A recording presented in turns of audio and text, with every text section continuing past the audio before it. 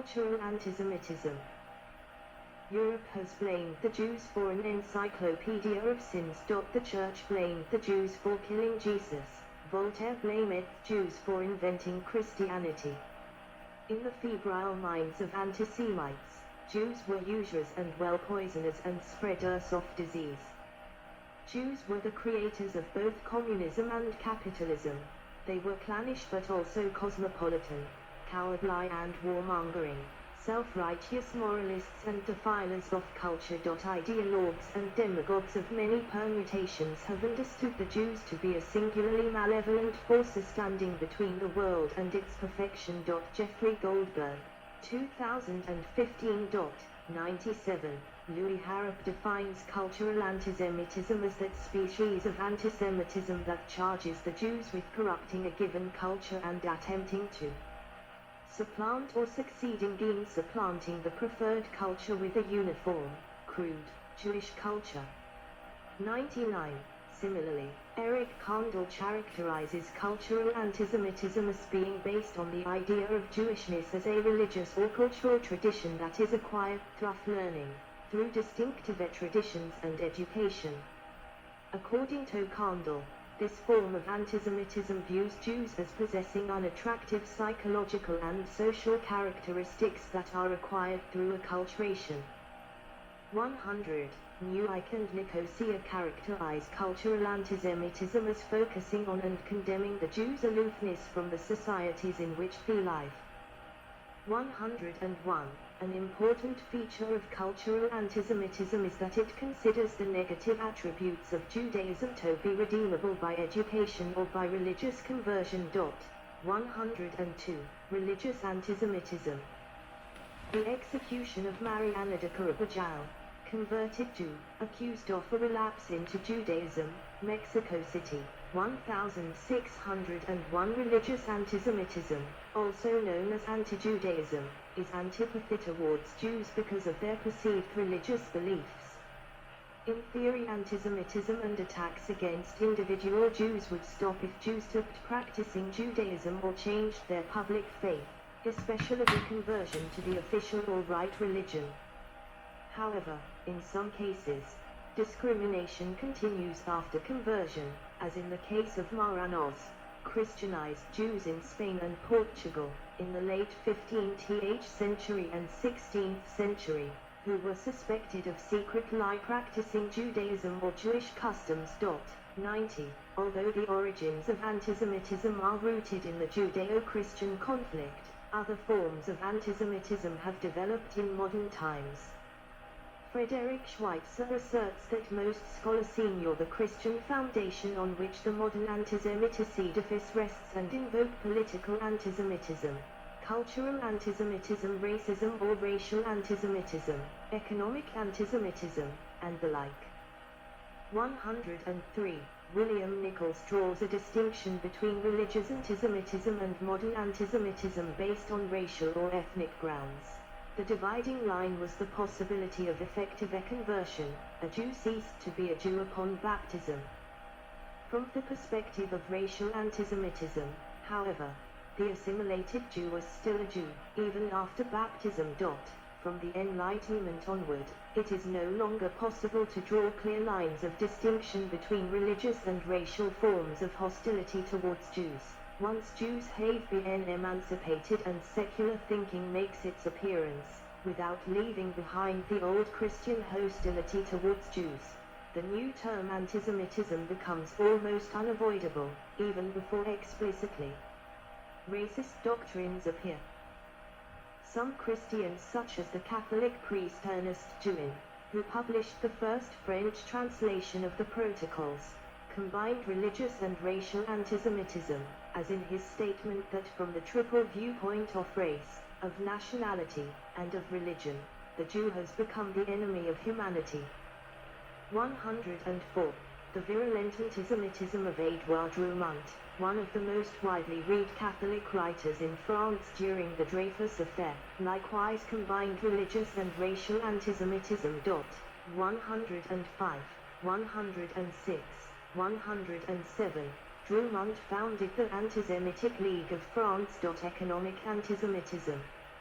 Man kissing feet of another man with hooked nose, dropping money on his head. A World War II era Slovak propaganda poster exhorts readers not to be a servant to the Jew. The underlying premise of economic antisemitism is that Jews perform harmful economic activities or that economic activities become harmful when they are performed by Jews. 108. Linking Jews and money underpins the most damaging and lasting antisemitic canards. 109. Antisemites claim that Jews control world finances, a theory promoted in the fraudulent protocols of the Elders of Zion, and later repeated by Henry Ford and his Dearborn Independent. In the modern era, such myths continue to be spread in books such as The Secret Relationship Between Blacks and Jews published by the Nation of Islam, and on the Internet. Derek Penzler writes that there are two components to the financial canards. Sad Smiley 110. A. Jews are savages that are temperamentally incapable of performing honest labor. B.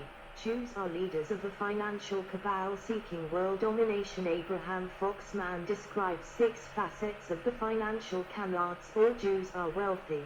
111. Jews are stingy and greedy. 112. Powerful Jews control the business world.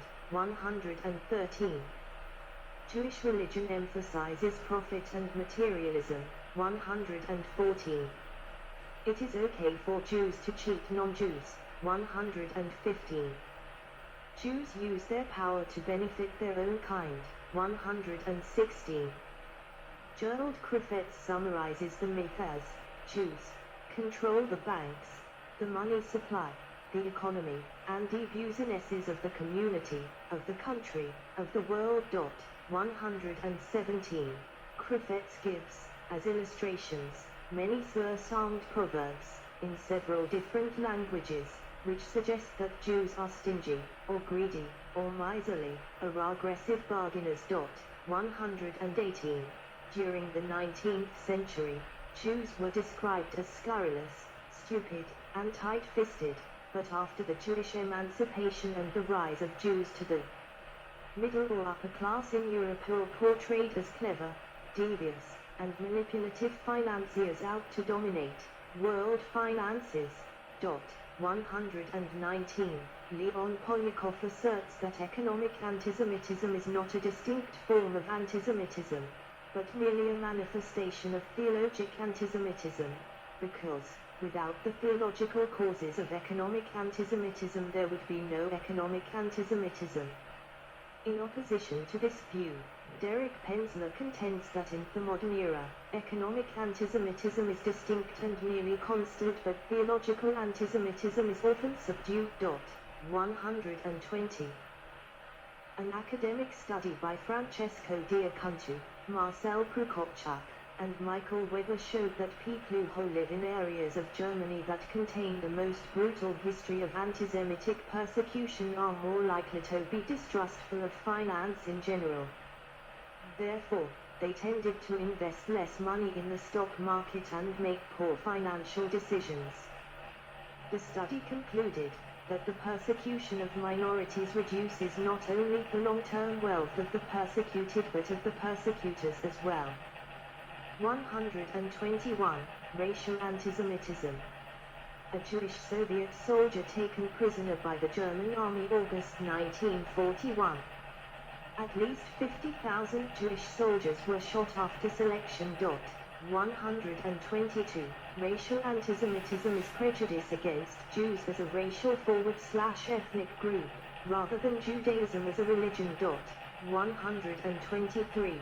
Racial antisemitism is the idea that the Jews are a distinct and inferior race compared to their host nations. In the late 19th century and early 20th century, it gained mainstream acceptance as part of eugenics movement, which categorized non-Europeans as inferior. It more specifically claimed that Northern Europeans, or Aryans, were superior. Racial antisemites saw the Jews as part of a Semitic race and emphasized their non-European origins and culture. They saw Jews as beyond redemption even if they converted to the majority religion. 124. Racial antisemitism replaced the hatred of Judaism with the hatred of Jews as a group. In the context of the Industrial Revolution following the Jewish emancipation, Jews rapidly urbanized and experienced a period of greater social mobility.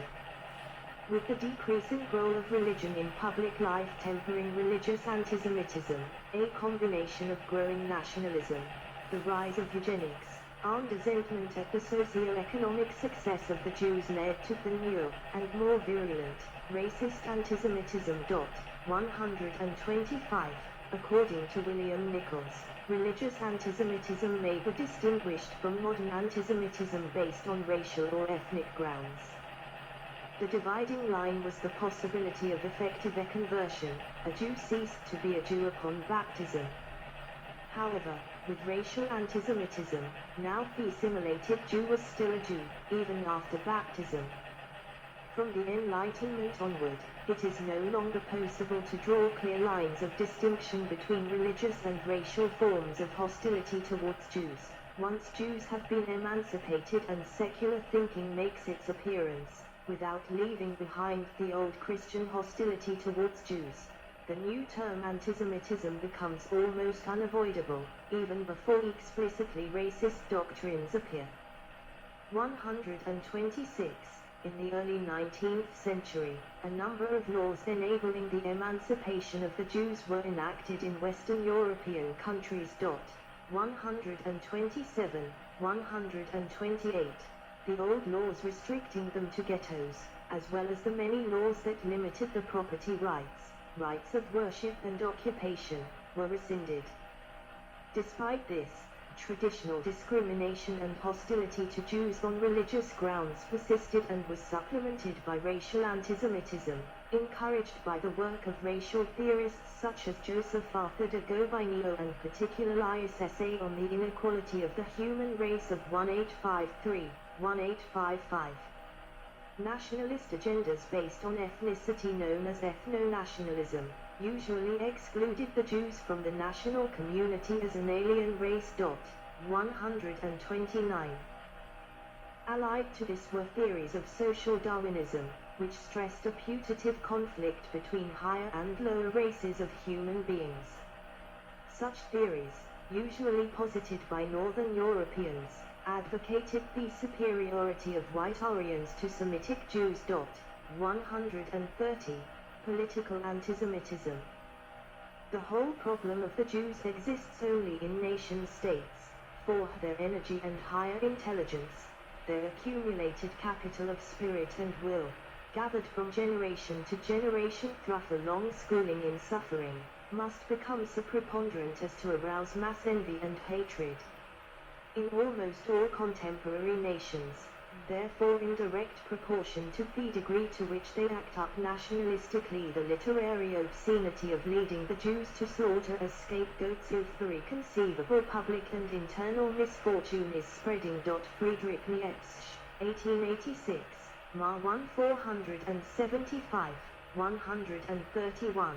William Brustein defines political antisemitism as hostility toward Jews based on the belief that Jews seek national or world power. Israel Gutman characterizes political antisemitism as tending to lay a responsibility on the Jews for defeat and political economic crises while seeking to exploit opposition and resistance to Jewish influence elements in political party platforms. 132. Derek J. Penzler wrote, political antisemitism identified the Jews as responsible for all the anxiety-provoking social forces that characterized modernity.